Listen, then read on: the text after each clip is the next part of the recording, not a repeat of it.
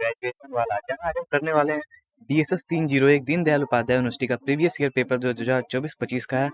Video अच्छा लगेगा तो चैनल सब्सक्राइब कर लीजिएगा, ताकि इसका 2023 और 24 वाला जो पार्ट में डालने वाला हूँ, जो पेपर है 2023-24 का, उसका भी सॉल्यूशन मैं आपको देने वाला हूँ इसी चैनल पे। तो चैनल सब्सक्राइब जरूर कर लीजिएगा, ताकि आपके पास नोटिफिकेशन मिल जाए आपको। और वीडियो अच्छा लगेगा तो लाइक भी कर लीजिएगा। आइए देखते हैं इस क्वेश्चंस को। इंडियन डिफेंस मैकेनिज्म इस यूनिट का नाम है पूरे आपके, जो कि कोर्स कोड है DSS 301। अगर आप किसी और भी यूनिवर्सिटी से BA कर रहे हैं, BSc कर रहे हैं, तो आप इस क्वेश्चन पेपर को देख सकते हैं 5th सेमेस्टर के, अगर आप हैं तो। आइए क्वेश्चन शुरू करते हैं। पहला क्वेश्चन आपकी स्क्रीन पे है, who must the president consult regarding the deployment of arm forces. सशस्त्र बलों की तैनाती के बारे में राष्ट्रपति को किससे परामर्श करना चाहिए? तो राष्ट्रपति को परामर्श करना चाहिए किससे? सशस्त्र बलों के तैनाती के बारे में। तो ऑप्शन यहाँ पर आपका बी सही हो जाएगा, प्राइम मिनिस्टर एंड कैबिनेट। प्रधानमंत्री और मंत्रिमंडल से सलाह लेने के बाद, परामर्श लेने के बाद ही राष्ट्रपति सशस्त्र बलों की तैनाती करते हैं। युद्ध के समय भारत की ओर से युद्ध की स्थिति की घोषणा या घोषित करने का अधिकार किसके पास है? In time of a war, who has the authority to declare a state of war on behalf of India. तो भारत के बिहार पे युद्ध, किसी भी देश से भारत को अगर युद्ध डिक्लेयर करना है तो कौन करता है, वो किसका काम है? तो ऑप्शन सी प्रेसिडेंट का काम है, राष्ट्रपति का। प्रधानमंत्री टिक मत कीजिएगा। राष्ट्रपति निम्नलिखित में से किस पद के लिए सैन्य नियुक्तियां करते हैं? The president of India appoints which of the following positions in the military. तो मिलिट्री में सभी जो चीफ ऑफ आर्मी स्टाफ है, चीफ ऑफ नेवल स्टाफ है, चीफ ऑफ एयर स्टाफ है, इन तीनों पोजीशंस के अपॉइंटमेंट्स की प्रेसिडेंट द्वारा ही की जाती है। नियुक्तियां राष्ट्रपति द्वारा ही की जाती है। थल सेना, नौसेना प्रमुख, वायुसेना प्रमुख, तीनों सेना प्रमुखों की। Which branch of the Indian Armed Forces has the largest number of personals? भारतीय सशस्त्र बलों में सबसे अधिक संख्या में कर्मी किस शाखा के हैं? तो इंडियन आर्मी के सबसे ज्यादा कर्मी होते हैं भारत के आर्म फोर्सेस में। What is the primary role of the Indian air force? Indian air force का प्राइमरी रोल क्या होता है? भारतीय वायुसेना की प्राथमिक भूमिका क्या है? तो एयरफोर्स है तो सीधी सीधी बात है, एयर डिफेंस करेगा, मतलब वायु में रक्षा करेगा, और रणनीतिक वायु संचालन करेगा, और स्ट्रेटजिक किस पे बनाएगा? एयर ऑपरेशंस पे बनाएगा। वायु रक्षा और रणनीतिक वायु संचालन करेगा। ठीक है। भारत ने संयुक्त सैन्य अभ्यासों के माध्यम से, पहले इंग्लिश पढ़ते हैं, India has engaged in defense diplomacy through joint military exercises. ठीक, which of the following is a prominent exercise involving India and Russia? तो इंडिया और रसिया के बीच कौन से एक्सरसाइज होती है? सीधा सा क्वेश्चन है ये। इतना तो आपके क्वेश्चन के कोई पार्ट है नहीं, यहाँ से आपका क्वेश्चन शुरू है यहाँ तक। भारत ने संयुक्त सैन्य अभ्यासों के माध्यम से रक्षा कूटनीति में भाग लिया है। निम्नलिखित में से भारत और रूस के बीच एक प्रमुख अभ्यास है, कौन सा है? तो ऑप्शन आपका यहाँ पर बी, इंद्र, या इंग्लिश में इंदिरा कह सकते हैं आप, इंदिरा गांधी के नाम से याद रख सकते हैं। इंदिरा में आर आ रहा है, IND इंडिया, तो IND जो लिया गया इंडिया से लिया गया, आर ए रसिया से लिया गया है, ऐसा आप सोच के याद कर सकते हो। India defence diplomacy in South East Asia primarily aims to counterbalance which rising power. Bharat की रक्षा कूटनीति का प्राथमिक उद्देश्य दक्षिण पूर्व एशिया में किस उभरती शक्ति का संतुलन बनाना है? तो संतुलन बनाना हमको चाइना से है, जो कि हमारे साउथ ईस्ट एशिया में है। ठीक है, जो उभर रहा है, उभरती हुई एक शक्ति है, हमसे भी तेजी है, उभरती हुई नहीं कर सकते, अब तो उभर चुका है लगभग। Which defense pact signed between India and the US enhances military cooperations? Bharat और अमेरिका के बीच कौन सी रक्षा संधि सैन्य सहयोग और इंटर ऑपरेबिलिटी को बढ़ाती है? तो लेमा और कॉस्मेका। ऑप्शन जो ए और सी हैं वो दोनों करेक्ट हैं, तो ऑप्शन डी यहाँ पर आपका करेक्ट हो जाएगा, ए और सी दोनों। वीडियो अच्छा लग रहा हो तो चैनल सब्सक्राइब करना मत भूलिएगा और लाइक जरूर कीजिएगा। इसका नेक्स्ट पार्ट भी इसी चैनल पे आएगा, और इम्पोर्टेंट क्वेश्चन भी हम करा देंगे अगर आप लोगों ने अच्छे से सपोर्ट किया तो। व्हाट इज अ की objective of Indian defence diplomacy? Bharat की रक्षा कूटनीति का एक प्रमुख उद्देश्य क्या है? तो सबसे प्रमुख उद्देश्य हमारा strengthening strategic partnership and alliance, सामरिकी साझेदारियों को और गठबंधनों को मजबूत करना। हमारी कूटनीति, रक्षा कूटनीति का एक प्रमुख उद्देश्य होता है। इंडियन डिफेंस डिप्लोमेसी का की ऑब्जेक्टिव है या फिर main objective. In which type of government are civil military relations typically most strained. किस प्रकार की सरकार में नागरिक सैन्य संबंध आमतौर पर सबसे तनावग्रस्त होते हैं? तो ऑप्शन बी यहाँ पर सही हो जाएगा, अथॉरिटेरियन, अधिनायकवादी। Option B. What is the primary purpose of civil military relations? नागरिक सैन्य संबंधों का सामान्य उद्देश्य क्या है?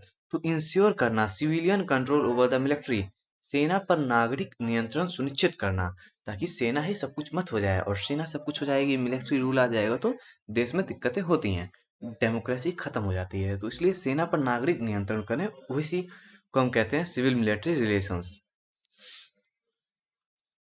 अब देखिए, एक क्वेश्चन भी बेहद इंपॉर्टेंट है और ये क्वेश्चन दोबारा भी आपके एग्जाम में आ सकता है।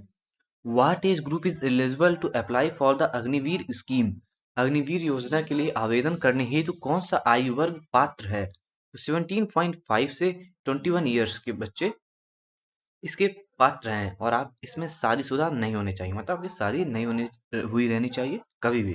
तलाक वलाक वाला बात नहीं है कि तलाक के बाद आप ज्वाइन कर लो, ऐसा नहीं। शादी ही नहीं हुई हो जिंदगी में कभी भी, ठीक है, तभी आप अग्निवीर योजना में जा सकते हैं। और आप 12th पास हो, इसके लिए ये भी एक आपके लिए 12वीं पास हो, शादी मत हुई हो, और 17.5 से 21 साल की आपकी एज हो, ठीक है। और इसमें आपको 4 साल के लिए जॉब मिलती है अग्निवीर योजना में। ये सब चीज़ें आपके लिए इंपॉर्टेंट है, याद करते रहिए जो बता रहा हूँ। 4 साल की जॉब मिलती है आपको इसमें, 6 महीने आपको इसमें ट्रेनिंग के लिए दिए जाते हैं, 3.6 ईयर्स आप यहाँ पे काम करते हैं सेना में। उसके बाद 75% लोगों को बाहर निकाल दिया जाता है, 25% लोगों को रख लिया जाता है, जो अच्छा काम करते हैं, या फिर जो अच्छा काम करते हैं यही कह सकते हो आप, ठीक है। उन 25% लोगों को परमानेंट कर लिया जाता है, और 75% को हटा दिया जाता है, ठीक है। What is the primary role of the Air Headquarters AHQ of the Indian Air Force? भारतीय वायुसेना के एयर मुख्यालय AHQ का प्राथमिक कार्य क्या है? यहाँ पर आप बहुत सारे लोग सीधा सीधा टिक करने जाओगे कंडक्टिंग एयर ऑपरेशंस पे, हवाई संचालन करने पे, लेकिन ये गलत है, ठीक है। जो भी अगर कोई पढ़ाया भी हो यूट्यूब पे तो भाई गलत है। मुझे तो लगता नहीं किसी ने इस पे वीडियो बनाया होगा, लेकिन बनाया है तो भाई गलत है, ठीक है। नीति निर्माण और रणनीतिक योजना बनाना, ऑप्शन बी यहाँ पर सही है आपका, policy formulation and strategic planning. What is the primary purpose of the army training command? सेना प्रशिक्षण कमांड ART RAC का प्राथमिक उद्देश्य क्या होता है? तो इनका प्राथमिक उद्देश्य आप यहीं से देख सकते हो, फुल फॉर्म में जब देखोगे ट्रेनिंग कमांड है, ठीक है। जब ट्रेनिंग करने की बात हो रही है तो सीधा सीधा आप देखोगे एक ही ऑप्शन में आपको यहाँ ट्रेनिंग मिलेगा, जो कि ऑप्शन बी है आपका। तो ऑप्शन बी आपका सही भी है। Overseeing training and educational standards, थोड़ा सा कॉमन सेंस से आप ऐसे क्वेश्चन सॉल्व कर सकते हो अपनी यूनिवर्सिटीज के, करते भी होंगे आप। प्रशिक्षण और शैक्षिक मामलों मानकों की निगरानी करना। Which of the following is a major naval exercise conducted by the Indian Navy? अब निम्नलिखित में से कौन सा भारतीय नौसेना द्वारा आयोजित एक प्रमुख सामुद्रिक अभ्यास है? प्रमुख सामुद्रिक अभ्यास कौन सा है इसमें इंडिया के द्वारा किया जाने वाला मेजर नेवल एक्सरसाइज? ऑप्शन आपका ए यहाँ पर मालाबार जो होगा वो सही हो जाएगा। मालाबार एक्सरसाइज किसके किसके बीच होता है, ये आप कमेंट सेक्शन में बताइएगा। The Indian Army mechanised forces are primarily equipped with light artillery. भारतीय सेना की मैकेनाइज्ड बलों को मुख्य रूप से किससे लैस किया गया है? तो लाइट आर्टिलरी मतलब हल्का तोपखाना, ये भी सही है। टैंक्स भी हैं भारतीय सेना के पास। आर्म्ड पर्सोनल कैरीज APCS, ये भी हमारे पास है। तो ऑप्शन डी यहाँ पर आपका उपयुक्त सभी, all of the above correct हो जाएगा। Where is where is South Western Air Command of the Indian Air Force located? अब ये क्वेश्चन आपके इंपॉर्टेंट है, यहाँ पे आप पहले तो जानिए 5 कम से कम आपको यहाँ याद रखना चाहिए कि कितने आपके कमांड हैं। तो आप यहाँ पे क्वेश्चन पूछा किसके बारे में गया, एयर के बारे में, मतलब वायुसेना के बारे में या फिर एयर आर्मी, ठीक है।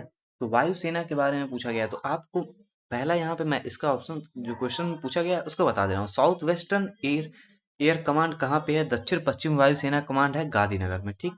Option A. लेकिन उसके बाद पूरा पश्चिम, पूर्वी कमांड कहाँ है, पश्चिमी कमांड कहाँ है, ये आप पता लगाइएगा, ठीक है। अगर आप लोग बोलोगे तो मैं अपने टेलीग्राम चैनल, जो कि हमारे इसका डिस्क्रिप्शन बॉक्स में लिंक है, ये सब का फोटोज मैं आपको वहाँ पे भेज दूंगा आपके पास, ठीक है। जैसे आप, अगर आपके पास नोट्स होंगे या फिर नहीं भी हैं, तो जैसे कमांड, जो थल सेना के कमांड है, पूर्वी कमांड कोलकाता में है, पश्चिमी कमांड चंडी मंदिर में है, उत्तरी कमांड जो है हमारा उधमपुर में है, दक्षिणी कमांड जो है पूना में है, प्रशिक्षण कमांड जो है शिमला में है, पश्चिमी पश्चिमी सॉरी पस, हाँ प्रशिक्षण कमांड है, केंद्रीय कमांड लखनऊ में है, दक्षिण पश्चिम कमांड जयपुर में है। ऐसे याद करना मुश्किल है, तो वहाँ पे आप टेलीग्राम पे मैं भेज दूंगा, अगर आप लोग ज्वाइन करते हैं वहाँ पे तभी भेजूंगा, नहीं तो नहीं भेजूंगा भाई, चौक सीधी बात है। Which of the following statement is true regarding the requirements of the Assam Rifles? Assam rifle की भर्ती के संबंध में निम्नलिखित में से कौन सा कथन सत्य है? It recruits from all over India, यह पूरे भारत से भर्ती करता है। ऑप्शन बी यहाँ पर सही रह जाएगा आपका। Who is the National Security Advisor of India? Bharat के राष्ट्रीय सुरक्षा सलाहकार कौन है? अजीत डोवाल हैं। ऑप्शन ए यहाँ पर करेक्ट होने वाला है आपका। Who chairs the cabinet committee on security affairs in India? Bharat में सुरक्षा मामलों की मंत्रिमंडलीय समिति की अध्यक्षता कौन करता है? प्राइम मिनिस्टर करते हैं, प्रधानमंत्री द्वारा की जाती है मंत्रिमंडल समिति की अध्यक्षता। कैबिनेट कमेटी की अध्यक्षता कौन करता है? ऑन सिक्योरिटी अफेयर्स पे प्रधानमंत्री करते हैं, ठीक है। Who is the highest rank in the what is the highest rank in the Indian Air Force? भारतीय वायुसेना में सर्वोच्च रैंक कौन सी है? अब भारतीय वायुसेना में सबसे सर्वोच्च रैंक होती है marshal of the Indian air force. तो ऑप्शन आपका सी यहाँ पर सही होने वाला है, marshal of the Indian air force जो है ये सही है, ठीक है। आइए देखते हैं आगे क्वेश्चंस।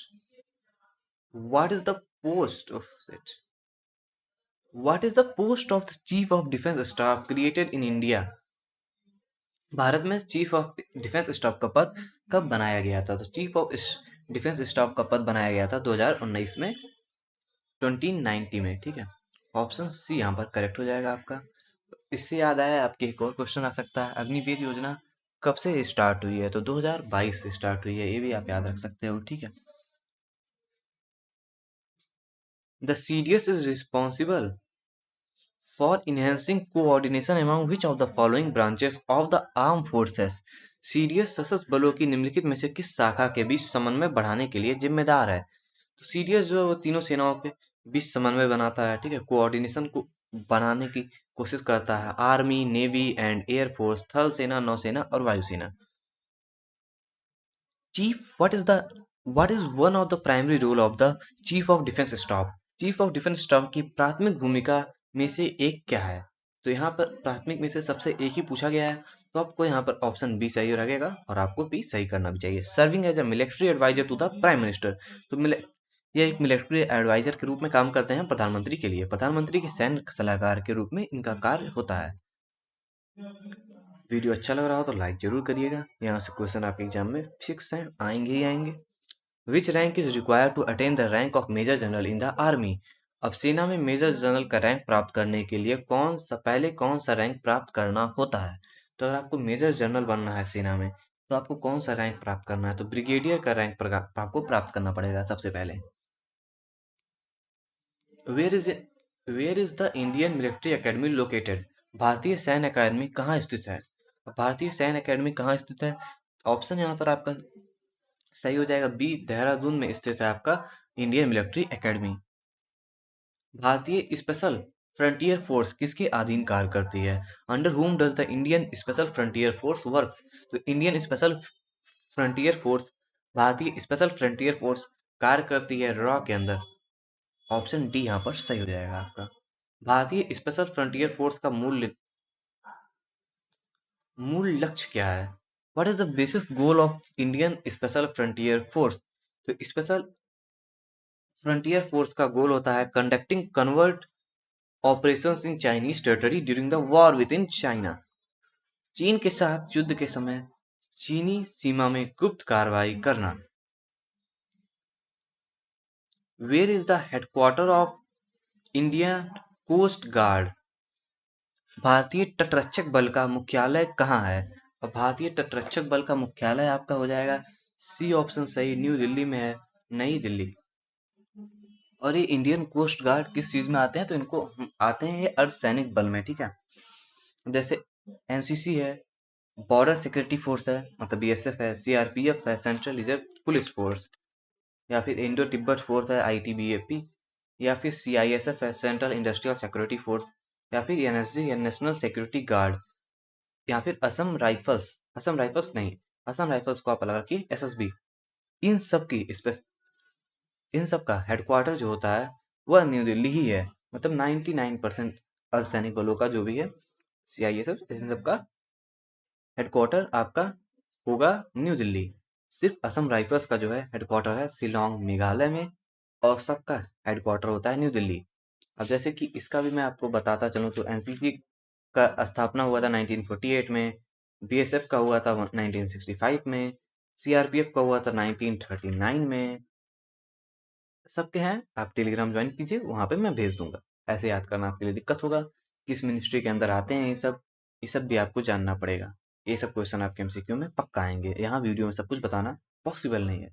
उसका एक शॉर्ट नोट मैं अपने टेलीग्राम पे अपलोड कर दूंगा, ज्वाइन कर लीजिए, डिस्क्रिप्शन में लिंक रहेगा। When did the policy of one border, one force of the government of India came into existence? One border, Bharat सरकार की एक सीमा एक बल की नीति कब आई? एक सीमा एक बल की नीति आई थी आपकी 2003 में। ऑप्शन सी यहाँ पर करेक्ट है।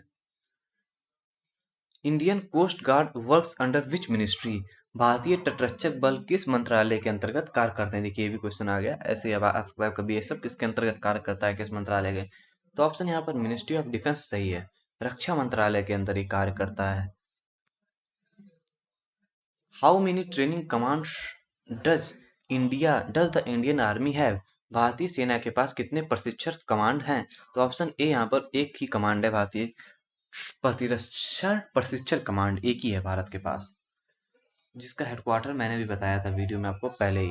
अगर याद हो कहाँ है तो अभी कमेंट करो और तुरंत बताओ, और नहीं याद आ रहा है तो बोलो, मैं बता दूं भाई। आप क्या ही बताओगे, मैं ही बता देता हूँ, शिमला में है, ठीक है। तो ये एक क्वेश्चन बन सकता है, ठीक, याद रखिएगा, शिमला में है। Choose the correct option. Which among the following is included in the Indian para military force? निम्नलिखित में से कौन भारतीय अर्धसैनिक बल में शामिल हैं?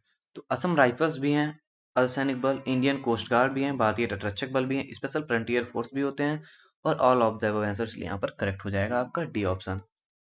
सब कुछ मैंने बताया वीडियो में कौन कौन से होते हैं, पहले ही बताया हूँ, ठीक है। बीएसएफ इसमें नहीं है, आगे आप ऑप्शंस में आ सकता है, सीआईएसएफ भी बताया हूँ, सब कुछ बताया हूँ पहले ही। तो वीडियो को थोड़ा सा आराम से स्पीड में देखोगे तभी याद होने वाला है, 2-3 बार देख लोगे पेपर फाड़ के आओगे। इसके बाद वाला जो वीडियो है उसको भी देख लेना, 20 से 30 क्वेश्चन तो आराम से कहीं नहीं आए। Choose the correct ascending rank order of Indian army? भारतीय सेना के रैंक का सही आरोही क्रम क्या है? हवलदार, नाइब, सूबेदार, सूबेदार मेजर। यही ऑप्शन है आपका करेक्ट भी होने वाला है। ये बहुत ही टफ क्वेश्चन था, बट बहुत कम लोग कर पाए होंगे जब पेपर में पूछा गया होगा, लेकिन इसलिए अगली बार भी आ सकता है, तो याद करके जाइएगा अच्छे से। How many operational commands are there in the Indian Air Force? भारतीय वायुसेना में कितने परिचालन कमांड हैं? अब परिचालन कमांड कितने हैं? 7 परिचालन कमांड हैं, 7 ऑपरेशनल कमांड्स होते हैं। हाला for a reason. Which rank officer leads the command of the army? थल सेना की कमांड का नेतृत्व किस रैंक का अधिकारी करता है? अब थल सेना का के कमांड का नेतृत्व किस रैंक का अधिकारी करता है? तो यहाँ पर आपका ऑप्शन जो है सही हो जाएगा ए, लेफ्टिनेंट जनरल। लेफ्टिनेंट जनरल द्वारा कमांड किया जाता है थल सेना को, ठीक है। How many sections makeup a platoon? Platoon कितने सेक्शंस को मिलाकर एक प्लाटून बनता है? तो तीन सेक्शंस को मिलाकर एक प्लाटून बनाया जाता है, प्लाटून बनाया जाता है या फिर बनता है। What is the smallest unit of the air force? वायुसेना की सबसे छोटी इकाई कौन सी है? सेक्शन ही होता है। ऑप्शन ए यहाँ पर करेक्ट रहेगा। शूज वीडियो अभी तक लाइक नहीं किया हो तो भाई कर लो यार, क्यों नहीं कर रहे हो? Choose the right statement. The Indian air force has 5 operational commands and 2 functional commands. याद कर लो, स्टेटमेंट बिल्कुल सही है। भारतीय वायुसेना के 5 ऑपरेशनल कमांड तथा 2 फंक्शनल कमांड होते हैं। इसको याद कीजिए अच्छे से, एमसीक्यू में भी ये आ सकता है। The maintenance command is in Nagpur. अब जो मेंटेनेंस कमांड है वो नागपुर में है। ये सही है कि नहीं है? तो स्टेटमेंट दोनों करेक्ट हैं। तो आपका ऑप्शन कौन सा करेक्ट हो जाएगा? यहाँ ऑप्शन डी करेक्ट होने वाला है। ठीक है। India participation in the quad involves which countries. Bharat की क्वाड में भागीदारी किस देशों को के साथ साथ है? Australia, Japan, USA. Option B यहाँ पर आप करेक्ट मारोगे और आगे बढ़ोगे 2 नंबर लेते हुए। ठीक है। What is the constitutional status of the President of India in relation to the armed forces? भारतीय संविधान में राष्ट्रपति की सशस्त्र बलों के संबंध में संवैधानिक स्थिति क्या है? सर्वोच्च सेनापति, सुप्रीम कमांडर की है। ऑप्शन ए यहाँ पर करेक्ट होने वाला है। अगर आप किसी अपने व्हाट्सएप ग्रुप में यूनिवर्सिटी से जुड़े हुए हैं तो वहां पे भी जरूर शेयर कीजिएगा। कॉलेज के किसी ग्रुप में तो वहां भी शेयर करना मत भूलिएगा। ठीक है। वीडियोज बनाने में भाई टाइम लगता है। During a military coup what would be the President's constitutional responsibility. एक सैन्य तख्ता पलट के दौरान राष्ट्रपति की संवैधानिक जिम्मेदारी क्या है? Option C, uphold the constitution and protect the democratic framework. संविधान का पालन करे और लोकतांत्रिक ढांचे की रक्षा करना होता है तख्ता पलट के दौरान राष्ट्रपति का कार्य। The army headquarters is divided into several branches. जो आर्मी हेडक्वार्टर्स हैं वो सेवरल ब्रांचेस में डिवाइडेड होते हैं। Which branch is responsible for the military operations and planning. अब कौन सा ब्रांच जो है रिस्पॉन्सिबल होता है मिलिट्री ऑपरेशंस से और प्लानिंग से? सेना मुख्यालय को कई शाखाओं में विभाजित किया गया है। कौन सी शाखा सैन्य संचालन और योजना के लिए जिम्मेदार है? ऑप्शन ए यहाँ पर सही हो जाएगा, जनरल स्टाफ शाखा, जनरल स्टाफ ब्रांच। निम्नलिखित में से थल सेना के कॉप की एक प्रमुख भूमिका क्या है? Which of the following is a key role of the army corps. तो आर्मी कॉप का की रोल क्या है, प्रमुख काम क्या है? तो option C, combined arms operation, संयुक्त सशस्त्र अभियान। Which paramilitary forces works under ministry of defence. रक्षा मंत्रालय के अंतर्गत कौन सा अर्धसैनिक बल कार्य करता है? तो Assam Rifles, Indian Coast Guard, Special Frontier Force. ये सब के सब मिनिस्ट्री ऑफ डिफेंस के अंदर ही कार्य करते हैं। याद कीजिए, याद रखिए। ये क्वेश्चन दोबारा भी आ सकते हैं आपके एग्जाम में। भारतीय नौसेना का मुख्यालय कहाँ है? Where is the headquarter of the Indian Navy. Indian Navy का मुख्यालय कहाँ है? ये भी क्वेश्चन आपसे पूछा जा सकता है। नई दिल्ली में है, याद रखो। Assam rifle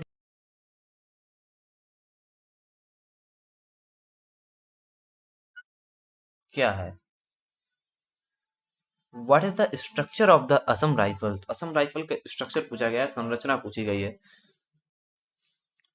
option C, it operates under the Indian Army but it is a paramilitary force. यह भारतीय सेना के अधीन कार्य करता है लेकिन यह एक अर्धसैनिक बल है।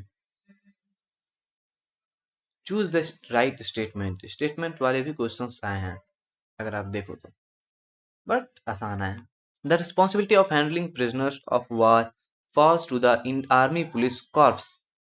Second statement, CSC protect sensitive military establishments. युद्ध बंदियों को संभालने का कार्य आर्मी पुलिस कोर करती है। इस दूसरा स्टेटमेंट, CSC सेना के संवेदनशील पहचानों की रक्षा करता है। ऑप्शन डी आपका यहाँ पर सही है। दोनों स्टेटमेंट करेक्ट ही है भाई। What is the primary role of the Assam Rifles. Assam rifle की प्राथमिक भूमिका क्या है? प्राथमिक भूमिका होती है असम राइफल्स की internal security and counterinsurgency. तो ऑप्शन बी यहाँ पर सही रहेगा, आंतरिक सुरक्षा और आतंकवाद विरोधी अभियान को करना ही असम राइफल का कार्य होता है। Where is the headquarter of the South Naval Command of the Indian Navy located. भारतीय नौसेना का दक्षिणी नौसेना कमांड का मुख्यालय कहाँ स्थित है?